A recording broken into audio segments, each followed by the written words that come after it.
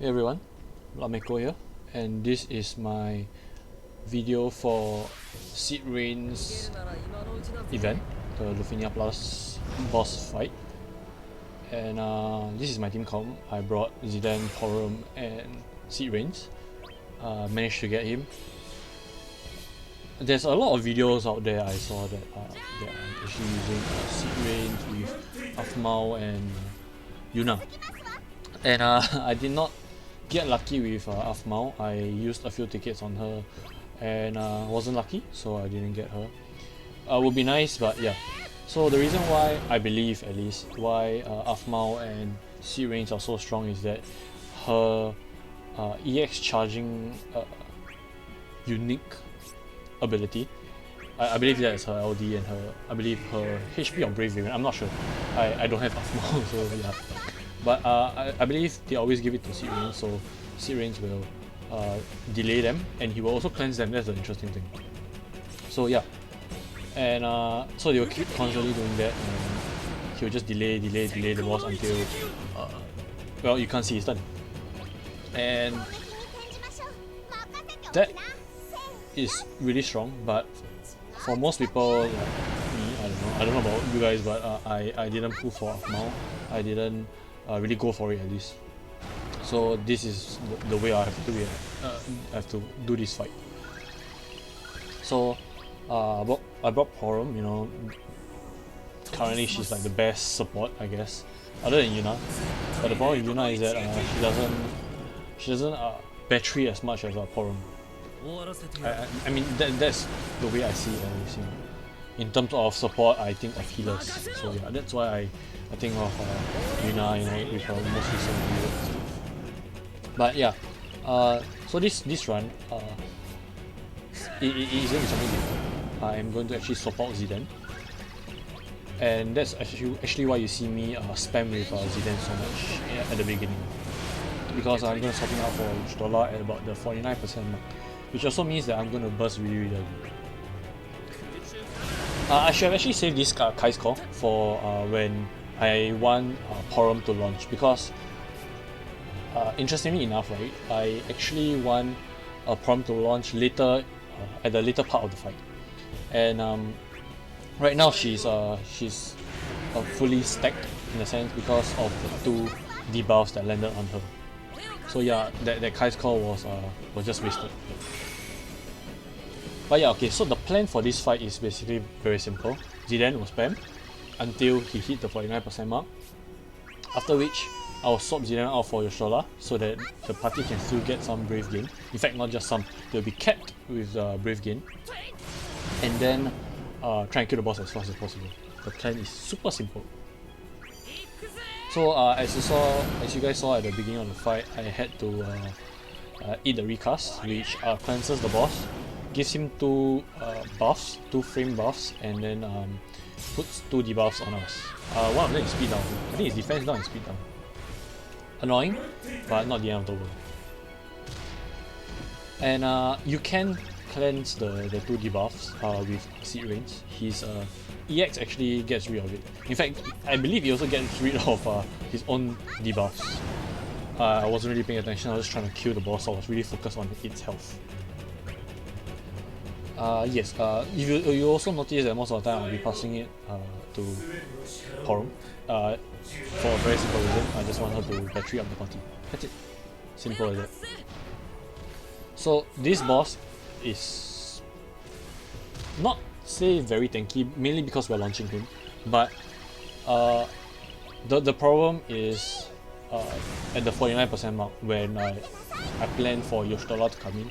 That's because there'll be a very significant defense up for him and Brave battery reduction. So Porum will not be giving as much battery. Yoshola without the burst will also not be giving much battery. So right here, after he takes his first turn, his turns can be delayed and removed or deleted. So if you are not able to constantly get turns before him, then I suggest just put a Warrior of Light or a 9 core, then eat his first recast, and then just go crazy on him. You know, if you bring someone like Zidane, just delete his turn until you either have no more LD or you feel that it is safe enough such that if your Stola comes in, the boss will still not get a turn back up, because at 49% he will frame his turn. So there's no way to delete or delay. He cannot be delayed with breaking either. So yeah. And here you're gonna see the pitiful burst damage that Zidane is about to do. It's really sad because I didn't burst plus him. There we go. Not even a million. But yeah. Didn't burst plus him, and that is the amount of damage you'll be doing. Like I said in my full video, I am planning to use my burst plus resources for Ace and for Butts. Ace because I don't know, I just like his burst, so I'll definitely be chasing it. And Butts because it's broken, simple as that. Speaking of Butts, right, here I believe Butts will actually be a very good choice also. So if you have trouble clearing this, you might want to just wait until Butts burst plus comes out. Or you can just try him out now. I'm pretty sure he is useful. Because, actually I'm not sure how much of his Brave battery you will actually get back, but I'm sure at the beginning of the fight it will be significant enough.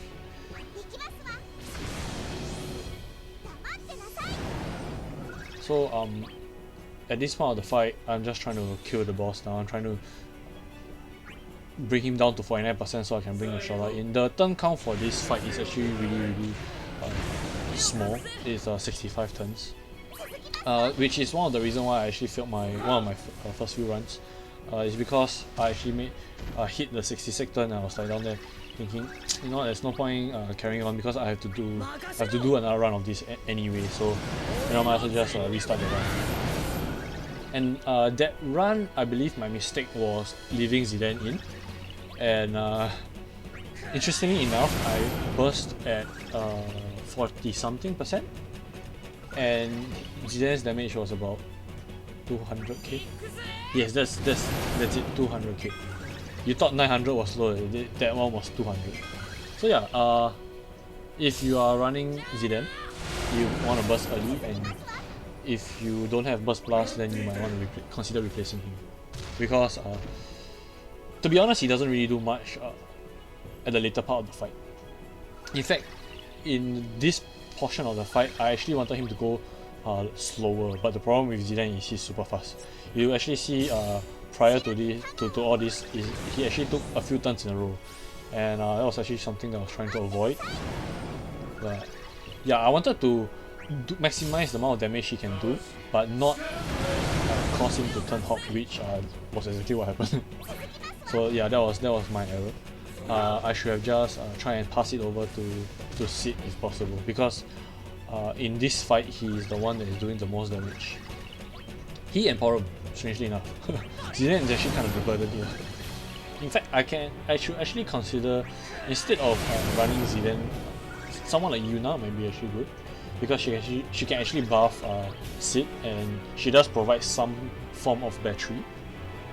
So yeah, that is something to consider if you have Yuna's burst, because it will also increase Sid Rain's damage. It will, if I actually tried once where Stola and Yuna's bursts were up, and Sid Rain's was hitting 1.5. Sorry, 150. Yeah, 150k. So yeah, that's something pretty nice, because my Sid Rains isn't blue. I don't plan on blue, making some blue anyway. I'm kind of saving it for Butts and for Ace, if possible. I'm not sure whether I have enough resources, but if possible, I'll blue them. If not, then probably Butts first. Yeah, Butts is the priority. Then I'll see what I can do with this. So coming back to the fight, we're almost at the key 49% mark, and I deleted the boss turns so far back such that I can just tell you right now, he never took a turn again. But that wasn't the issue. Right now the issue is the turn count. We are racing against the turn count. And yeah, you might say, hey, you didn't summon, you still have plenty of turns, right? Yes, I agree, I still have plenty of turns, but if you notice, I'm almost at the halfway mark for the turn count, and the boss still have about 6% higher than what I planned for. Don't forget I have already used Zidane's burst, so that was an issue. So yeah, whenever you can, just launch with Zidane if the parties are fully batteried. You know, kept with the Brave and stuff, because the AoE is a launch AoE and you have to do 250,000 damage in the air. That is something very specific, in the air. So any damage that you do on the ground prior to launching him, or even to launch him, it doesn't count. So yeah, don't be fooled by the total damage that you see at the end. That is not the indicator of the 250k. You have to calculate basically based on the party members that comes after the launch. So let's say Sid Rain's launch the boss. His initial damage don't count, Porum's count, Zidane's count, and then Sid Rain's follow-up launch attack counts. But if it's a normal party member that launch, then it will be only, let's say Zidane launches, so it will be only Porum and Sid Rain that counts.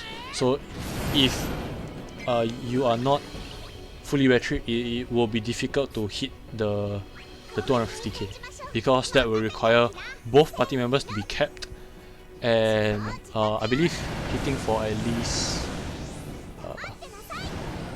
more than the normal Code 9 cap, I believe so, or well 559's cap. Yeah, at least I would think that to hit the 250k, that's what you have to do.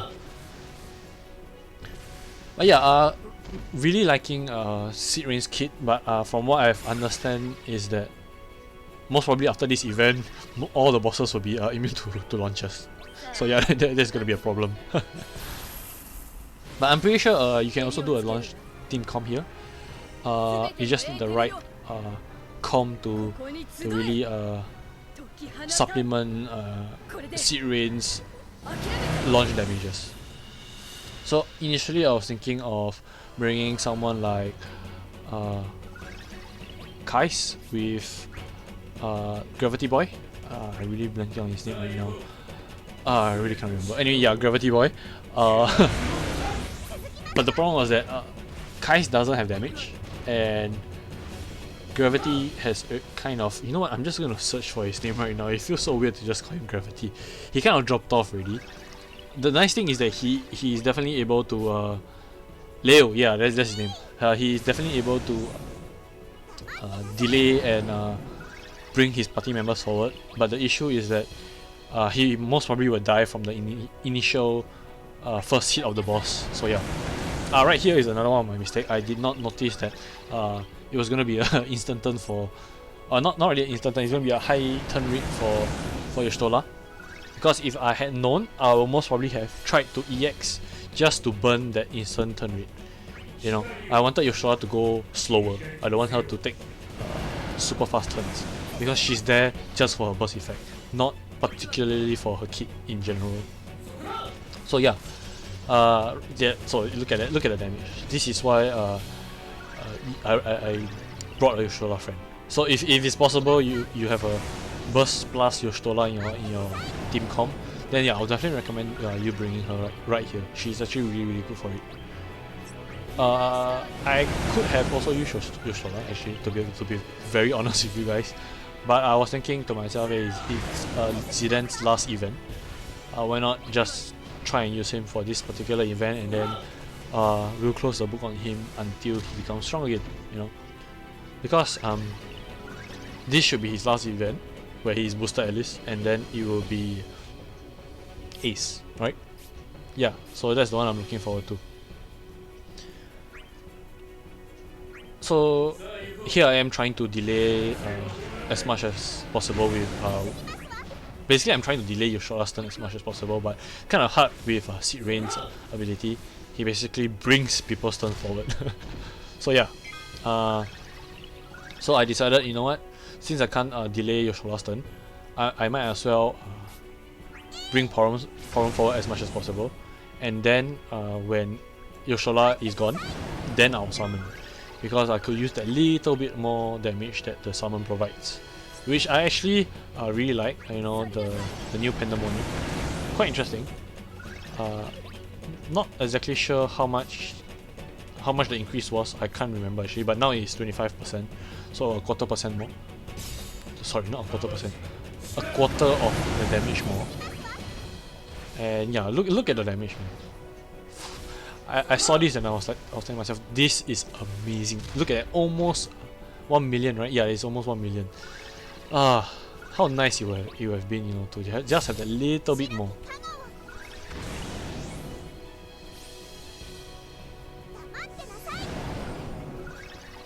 But yeah, so 29% Yoshola goes. 22% and Yoshola goes away. What a waste! You know, if not for that instant turn or the high turn rate, then it would have been so nice, you know, because she should have stayed for basically one more turn. I was actually trying my best to get her and she should have stayed for one more turn. That's the gist of it. Yeah, and there's kind of no point summoning it when Yoshola's around, because first of all, it brings her turn faster because I can't push her back in that sense, and also because while it will increase the cap damage, yes, but personally I think that it will not be significant enough for me to warrant the summon so early. Because if you guys notice, it's already 55 turns, and right here I was actually kind of worried that I will not be able to make the turn count. So yeah, so it is kind of nice that Zidane is able to launch, but because of the brave gain reduction, the returns that we get from Kais is not a lot anymore, which is why Porum needs to go more often, way more often than Zidane, just so that she can battery the party. In fact, you actually notice that sometimes I use Cry and sometimes I use a HP plus. It really depends on how much Brave Porum has and how much Brave that the party members have. If nobody has Brave, then there's a very good chance I will Cry. But if most of them have Brave, then I will HP plus. You know, that is basically the gist of it. So right here, just trying to do as much damage as possible, trying to kill this stupid wood dragon. I don't know which. I believe this is definitely from Final Fantasy 12. Oh, sorry, 13. Seed Rains from 13. So yeah, I won't be surprised if this is from 13 as well. But yeah, I have never played 13, and I've just watched 13. Not really my cup of tea, but yeah. So don't really know this boss. Annoying to deal with though. So right here, my rationale was, since Zidane is going to go so often, I might as well just make sure that he has enough Brave so that he's actually doing decent damage instead of just doing 50k, which is really pathetic. So right here you see definitely more numbers. So yeah, I was already prepared to summon. I was going to summon after Seed Rain's turn, I believe. Yes. Oh, okay. The interesting thing about his kit is that he gets a unique buff from his S1, the Runiga Storm. So make sure that it is always up, because that is his follow-up buff. So without that buff, he will not do his second follow-up basically. So always make sure that the buff is up. His LD buff doesn't extend. It provides a unique buff as well, but I don't believe that is the one that. Basically, I think that if the LD buff is active, and the Runiga's or his S1 buff is gone, he will not do the follow-up. Simple as that. So very important is to keep his Runiga Storm, his S1 skill up all the time, so that whenever you launch, you launch with him at least, he will always do the follow-up. So same thing. I'm just trying to battery the party up as much as possible, and the only two skills that really battery the parties are Porum's EX and her S1. I don't believe her LD batteries much. I can't remember if it batteries at all, but yeah, the other one that batteries would be Seed Rain's S2 and I believe his EX, or is it his EX and his N? Yeah, I believe his S2 does battery a little bit. Yeah, but definitely his EX, as you just saw right here. and his LD works exactly the same as Leo's LD, bring 2 party members forward and then launch the boss. So, but the thing about that is that it will not battery the party. Yeah, that's what I want to say. It will not battery the party. So right there, instead of using Mark, I actually use Stellar Circle 5 because I wanted to pass Zidane's turn over. I actually wanted Siren to take more turns because he is the one that's doing all the damage. But the problem with the turnover right now, as you can see, is that by the time he goes, the turn count, I will actually pass the required turn count. So here is the most important part. I actually have to kill the boss with either Zidane or Pearl. And turn 62, that's me checking the turn, and I realized, you know, that's my last cry. I can HP plus, but it might not be enough. You know, they're deceiving 1% again, you know, which is why I decided to bring War of Light in to battery the party. And there we go, the flashing purple. So yeah, I got really lucky. Well, I still had a few more turns, but I'm not sure whether Zidane will be able to kill. So yeah, he wasn't doing much damage at this point in the fight really. So yeah, managed to clear this, one of the more annoying Lufenia plus. And I hope that this run is actually useful for you guys, because all the videos I saw was mostly Afmal. So yeah guys, thanks for watching, and I'll see you guys in the next one.